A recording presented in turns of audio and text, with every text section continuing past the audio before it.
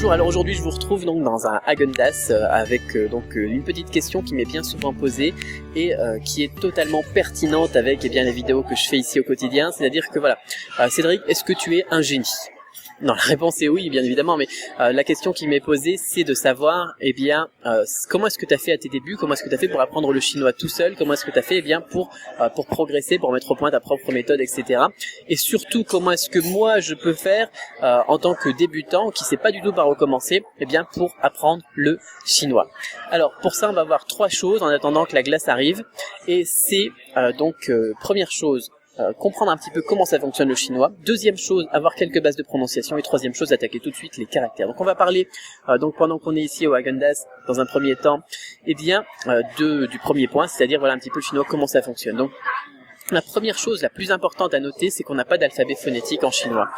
Parfois, les gens qui me disent, voilà, j'ai regardé un petit peu les hiragana, les katakana, etc., qui est en fait l'alphabet phonétique japonais.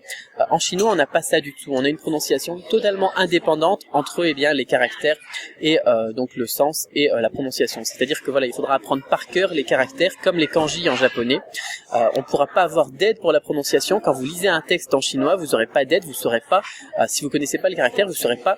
Généralement, dans à peu près 50% des cas, vous saurez pas comment le prononcer. Voilà, il y a des enfants qui hurlent, dans un magasin de glace, après c'est normal d'avoir des enfants.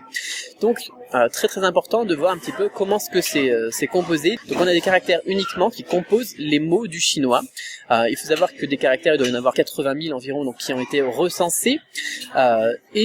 Au final, pour des textes courants, c'est comme en français, qu'on n'a pas besoin de connaître tous les mots du dictionnaire pour pouvoir parler français. Dans les textes courants, on utilise 2000, 3000, et pour les textes d'un niveau supérieur, au niveau culture, histoire, etc., on est à peu près à 6000 caractères.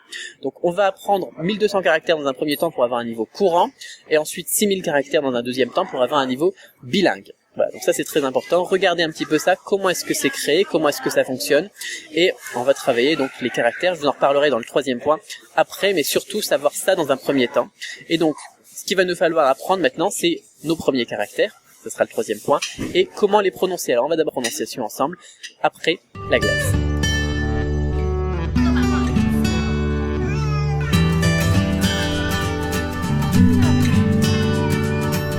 Alors je vous retrouve maintenant, là je me suis installé dans un autre petit endroit bien tranquille où je vais boire un petit peu d'eau pour me rafraîchir et puis manger quelques petits gâteaux, c'est des petits desserts qui sont faits dans un œuf. Je vais vous montrer ça juste après, c'est très sympathique. Pour vous parler donc du deuxième point qui est la prononciation. Alors la prononciation, j'ai fait par exemple des formations dessus qui expliquent bien comment prononcer parfaitement. Il faut surtout pas commencer par ça. Ça c'est pour le perfectionnement.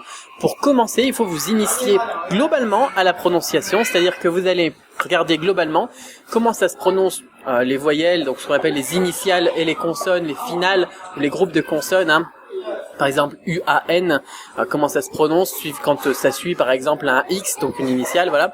Regardez un petit peu globalement comment ça se prononce, par exemple, en comparant la prononciation avec le français. Par exemple, le C, on va dire que ça se prononce TSE, comme dans la mousse tsetse, par exemple. Voilà. Le B, ça va se prononcer comme un B français. Le P, ça va se prononcer comme un P, comme dans papa, mais on va en expirer un petit peu plus. Voilà, on va juste commencer sur une base comme ça.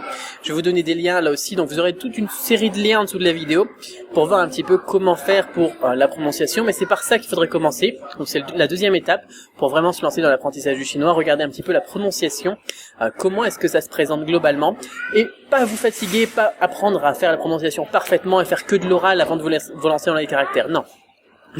Vraiment juste une base de prononciation, quelques connaissances, c'est pas grave si vous prononcez pas parfaitement dès le début, et ensuite vous allez pouvoir tout de suite attaquer les caractères chinois. Alors les caractères chinois, je vous en reparle juste après. En attendant, moi je vais boire mon eau citronnée, on aime bien boire de l'eau chaude citronnée ici en Chine, avec mon petit gâteau ici qui est en train de se réchauffer. Il est un petit peu trop froid, donc on va attendre, ça sort du congélateur, c'est un petit peu compliqué parce qu'on n'a pas ça en France, mais je vous laisse regarder d'ailleurs, voilà, un petit peu comment ça se présente, et j'attaque ça, je mange ça, après la glace, j'ai encore de la place moi, et on se retrouve donc après encore pour parler des caractères. À tout à l'heure.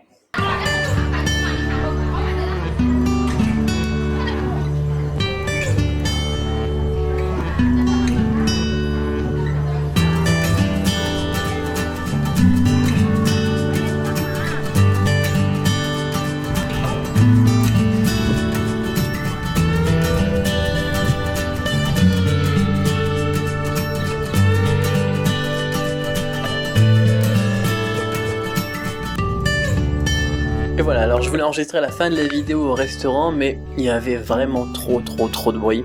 Alors, on se retrouve chez moi à la maison, je viens de rentrer. Donc après cette soirée riche en calories, on va parler donc vite fait des caractères chinois maintenant. Qu'est-ce qu'il faut apprendre comme caractère, c'est-à-dire qu'est-ce qu'il faut apprendre comme mot, on va dire plutôt, donc ils seront composés de un ou plusieurs caractères, en moyenne 2 d'ailleurs. Qu'est-ce qu'il va falloir apprendre? Lesquels apprendre? Voilà, on est toujours dans la question de par où commencer. Ok, bon, maintenant je sais que le chinois s'est construit comme ça, qu'on a des caractères, qu'on a du pinyin, je sais un petit peu comment ça se prononce le pinyin, du coup je peux apprendre mes premiers caractères. Par quoi je commence? Eh bien, on va tout simplement commencer par quelque chose qui est, et que j'ai beaucoup répété, mais on va le reprendre quand même pour que cette vidéo soit un petit peu parfaite pour les débutants, c'est-à-dire la fréquence. Vous allez tout simplement apprendre les caractères les plus fréquents et les plus utiles. Par exemple, il faut que vous sachiez dire « je », il faut que vous sachiez dire « français », il faut que vous sachiez dire « chinois », il faut que vous sachiez dire des trucs que vous êtes certain d'utiliser, et que vous êtes certain d'utiliser quasiment au quotidien. Donc on va avoir besoin effectivement de savoir se présenter, de savoir dire bonjour, merci, au revoir, etc.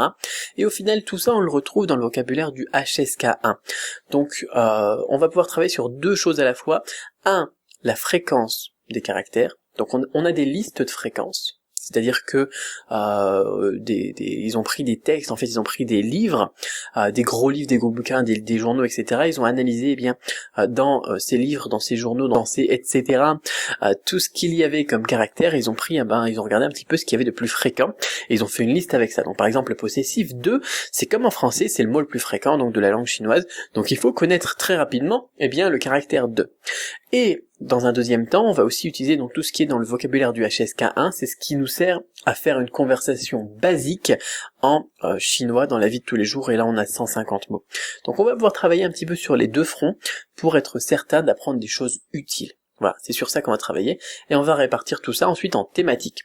Par exemple, on peut faire une thématique se présenter, on peut faire une thématique la famille, on peut faire une thématique etc. etc. Tout ça c'est des trucs de base, c'est des trucs fréquents, c'est des trucs courants. Donc vous pouvez soit choisir de faire votre liste, vous pouvez soit choisir de travailler sur une liste de vocabulaire de HSK1, ou bien là vous pouvez travailler donc selon vous, selon ce que vous pensez qui va vous être utile. Donc par exemple, savoir dire des phrases de base, des phrases de la vie de tous les jours.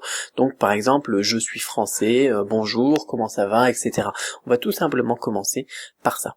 Donc là aussi, vous retrouvez les ressources, par exemple la liste de fréquences des caractères sur laquelle moi j'avais travaillé quand j'étais étudiant, et d'autres outils, donc dans les liens en dessous de la vidéo, vous pouvez aller voir tout ça pour maintenant faire la dernière chose qu'il vous manque pour que cette recette soit efficace, cette recette de méthode, construction du chinois, de prononciation basique et de caractères donc essentiels.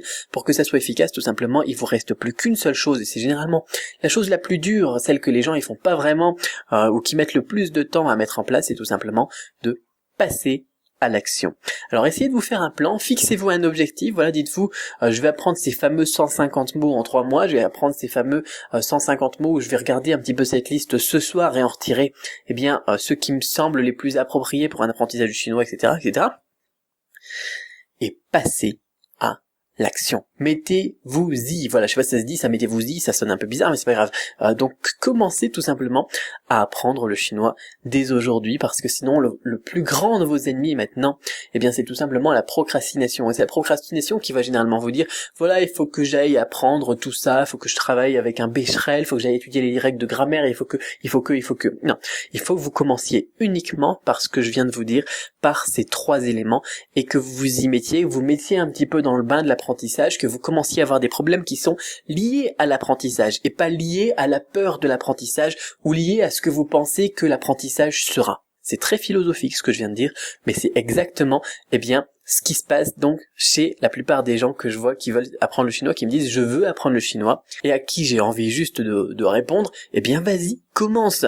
Mais ils me disent non, c'est pas possible parce que je ne sais pas comment ça, je ne pense pas que, je suppose que, et on m'a dit que, alors qu'ils n'ont pas essayé par eux-mêmes, ils s'y sont pas mis donc avec une méthode basique en 3 étapes comme on vient d'évoquer d'ailleurs aujourd'hui, pour tout simplement apprendre le chinois. Voilà, j'espère que ça vous a plu, que ces conseils vous permettront de vous lancer vraiment cette fois-ci dans l'apprentissage du chinois plutôt que de regarder toutes les vidéos que je fais sans vraiment vous y mettre. Et d'ailleurs, si vous avez aimé cette vidéo, n'hésitez pas à mettre un pouce bleu en dessous et à la partager à tous vos amis, à tous ceux vous pensez bien que ce sera utile, à tous ceux qui vous ont dit un jour, voilà, je suis intéressé par la Chine, je suis intéressé par la culture chinoise, je fais la médecine traditionnelle chinoise, j'étudie le kung-fu, le qigong, le tai chi, etc.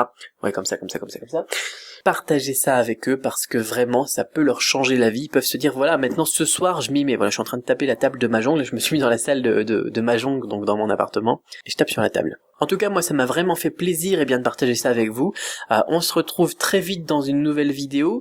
N'oubliez pas toutes les ressources qui sont en dessous donc de cette vidéo, et à vous abonner donc à la chaîne pour la suite, bien évidemment si c'est pas encore fait, parce que il y aura d'autres conseils pour les débutants, pour les faux débutants et pour les confirmés. À très vite.